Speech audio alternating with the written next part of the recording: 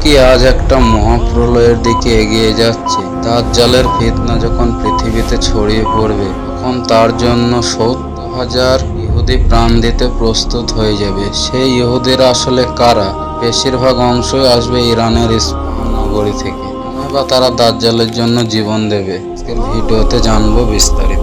সহিহ মুসলিমে উল্লেখ আছে যে ইহুদির 70,000 সঙ্গী হবে ইরানের ইস্পাহান নগরী থেকে। উল্লেখ্য যে এখানে আল্লাহ নবী সাল্লাল্লাহু আলাইহি সাল্লাম উল্লেখযোগ্যভাবে ইস্পাহান শহরের নাম উল্লেখ করেছেন। রহস্যময়ভাবে আজও সেখানে হাজার হাজার ইহুদি বসবাস করে এবং তারা নিজেদেরকে এখানকার আদি বাসিন্দা বলে মনে করে।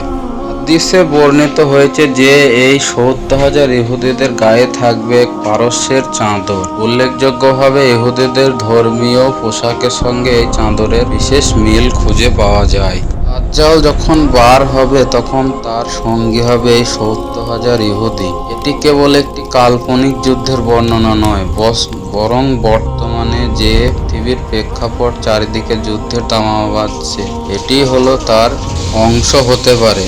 প্রিয় ভাই ও বোনেরা, দাজ্জালের ফিতনা থেকে বাঁচার জন্য আমরা কি প্রস্তুত?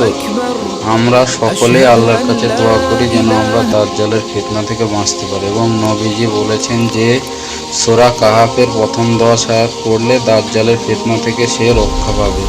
সকলকে আল্লাহ যেন তার পথে চলার তৌফিক দান করুন, আমিন।